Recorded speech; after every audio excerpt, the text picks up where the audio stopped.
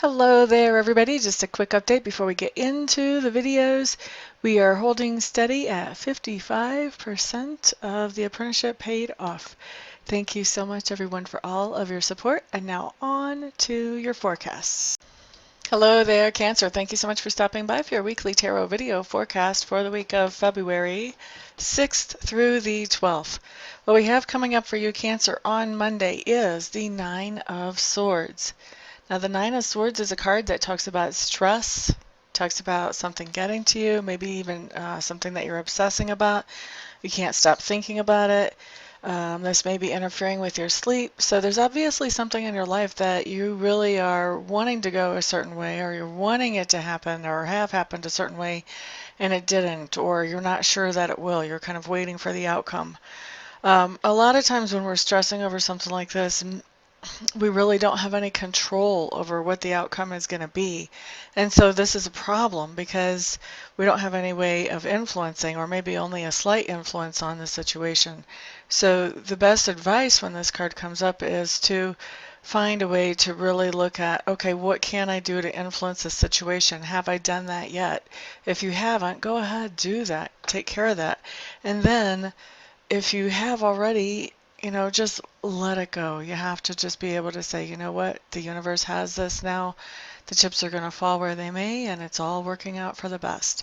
So if you can do that for yourself, which is a lot easier said than done, then that can relieve some of the stress, because quite frankly, we just weren't designed to carry the kind of stress that's indicated by a Nine of Swords card. All right, let's look at Tuesday. Tuesday, what we have is the Ten of Cups showing up in reverse. Now, Ten of Cups in reverse is just telling me that there's some kind of situation in a relationship where you thought you were going to move the relationship to the next phase, but now you're finding out you're not really sure that the last phase is over yet. So this can be a friendship, this can be a relationship with a family member, this can be a relationship with a colleague or a business partner. This can be a relationship with a romantic partner.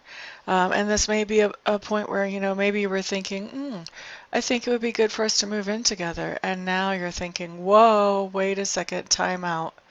I just found some new information and I'm not so sure I really want to move forward yet. Let's hang back and just give it a little more time. That type of scenario. Now that's, an example in a romantic relationship. That may not be what's happening with all of you, but something like that. Something where you thought you wanted to move forward and now you're holding back in whatever relationship it is that we're looking at here. All right, so let's look at Wednesday. Here what we have showing up is the Devil card. And the Devil card actually is not such a bad card. A lot of people don't like it, but to me the Devil card just talks about facing some fears. The devil really doesn't have any power over us except for whatever he makes us afraid of. And if we're afraid of something, then when we operate in fear, we don't make our best choices. So this is really looking a fear, and probably a big fear, straight in the face on Wednesday, and sort of picking that fear apart. This puts you in a position where you're kind of looking at, okay, what's the worst case scenario here? And then once you're seeing the worst case scenario, then the next question is, what would I do about it if the worst case scenario happened? And then usually once you realize there is something that you can do, then you realize the world isn't going to fall apart if this actually happens, and all of a sudden that thing that used to seem really scary is no longer an issue anymore. It's just not scary anymore. Okay, so there's that, and then let's move on to Thursday. Here we have the Justice card showing up in reverse. Now, Justice in reverse on Thursday. To me, I feel like this means that you're evaluating somebody in your life. A lot of times when the Justice card comes in right side up, this can be like a court case where a judge is evaluating something and then the outcome is going to be a fair outcome. Sometimes when she comes up in reverse, this is that the outcome is not fair in some kind of court case or some kind of situation where you're being judged. And although I feel a little bit of that not fairness coming in here, I can't say that I feel like that's the main thing going on. To me, what feels like the main thing going on here is you're actually evaluating somebody else, and you're actually figuring out what is fair in whatever that situation is on Thursday. Okay?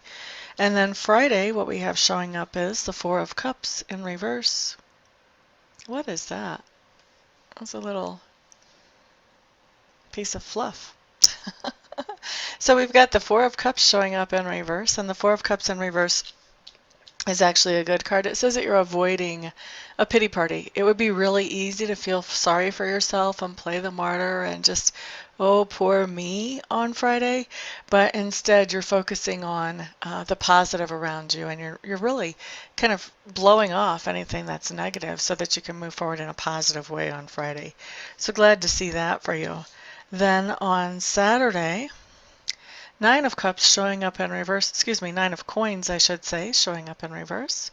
And now the Nine of Coins in reverse just means that on Saturday there's some kind of situation that you're realizing you're not too thrilled about, either in your lifestyle or your life, and you are taking steps to change that. Okay? Excuse me. So that's Saturday. Then Sunday we have our Wheel of Fortune card in reverse. Wheel of Fortune in reverse. To me, this just means you're going to be feeling a little bit under the weather. Typically, Wheel of Fortune card in reverse, the first thing my eye is drawn to is this little snaky guy at the top. Of course, he's upside down, but he reminds me of the snake on the old doctor's symbols. So to me, this is, not feeling good, feeling under the weather. This is not your most healthy and vibrant day on Sunday. You may be, just not feeling like up to your normal self. You may not be feeling 100%. So it doesn't mean that you're feeling really terrible. I've had this come up a lot of times for, like 4-hour stomach bugs or something. But to me, this feels more like an all-day thing, and it feels more like a low-grade, all-day, I wish I felt better. Let me just watch some TV and zone out type of day. Okay, so that's what I have coming up for your week, Cancers. This is a general forecast, so of course not everything I saw here will apply to every single Cancer. And secondly, you do have free will, so you can change your perspective on things, change your choices on some things, and that will change your outcomes. And you may not even have these manifest, even if they were going to manifest for you when I first read them. So nothing is written in stone is the bottom line there. Everybody, thank you so much for stopping by, for hanging out, for liking, sharing, subscribing, and commenting. I do appreciate all of your support. I hope to see some of you here this week for Reiki sessions, some of you here this week for readings. Everybody else, I'll see you back on the next video. Peace out.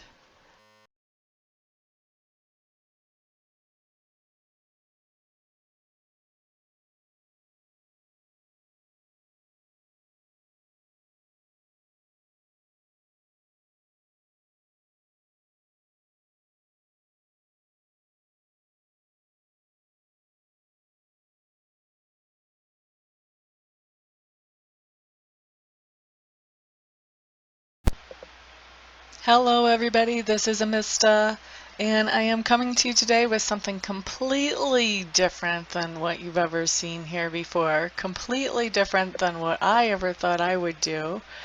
I have been taking Reiki training, and I've gotten level 1 and I've gotten level 2, and I really want to take master training because already I've realized that there are other people out there who need to know how to be able to do Reiki for themselves, and I'm not qualified to show them that or to teach them that or to pass that on to them or empower them with that until I become a Reiki Master.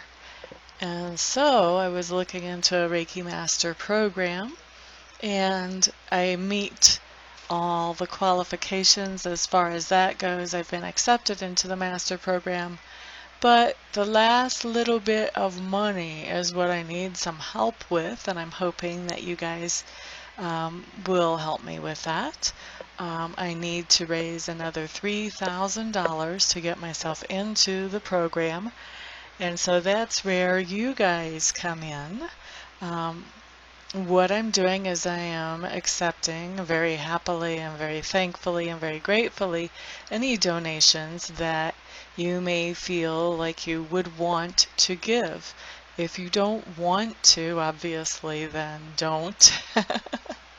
um, but if you do feel like you want to help me to get into this Reiki Master Apprenticeship Program, any help that any of you and all of you send is great. No donation is too small.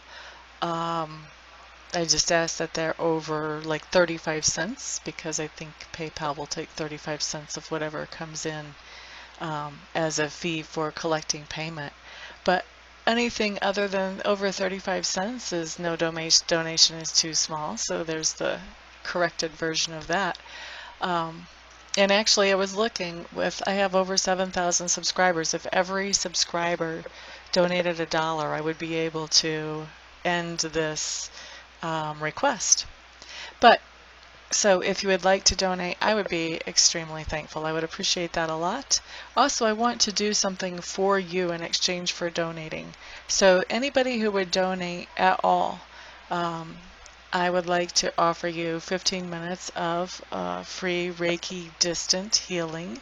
In other words, I would send you some healing energy where you would not have to come to my house or we would not have to meet in person. Just like I do a lot of my readings by Skype or by phone. I can also send the healing energy without having to be right in front of you. We don't even have to be on the phone or on Skype when I do it, although I will want to touch base with you ahead of time to find out where you would like me to target that energy. If you have any particular thing you want to have worked on energetically, and also to touch base after it's done just to let you know that I have sent the energy in to check in with you, see how you're feeling, that type of thing. Anybody who donates anything more than $50, what I would like to do is send you some Reiki energy. I would send you the same amount of minutes of Reiki energy as you send dollars. So say you donate $50, then I would send you 50 minutes of Reiki energy. Anybody who wants to donate and doesn't want to receive Reiki but knows somebody else that they would like to have the Reiki sent to, feel free to let me know that, and you can gift that Reiki to somebody else, and I will just touch base with them, make sure I have permission to send them that energy, and talk to them about where they would like it targeted and all of that, just like I would if I was sending that to you. So that is what I've got going on, and I really appreciate, like I said, all of the help any of you can send. I know not everybody can send, not everybody will want to send help, but I am hoping that there will be enough to get me into this quickly. Otherwise, I would probably have to wait, I don't know, 6 months, a year before I had this kind of money to get myself into there, and I don't want to wait that long. I want to be able to empower people more quickly than that. So what I'm doing is I am in the description section underneath the video. I'm going to send you a link where you can donate, and you can choose whatever amount you want to donate, and I will probably also have that showing in the video as well. So thank you everybody for listening and for giving this some thought, some prayer, some attention. And thank you everybody who actually does donate as well. I appreciate it all. Thank you so much. Peace.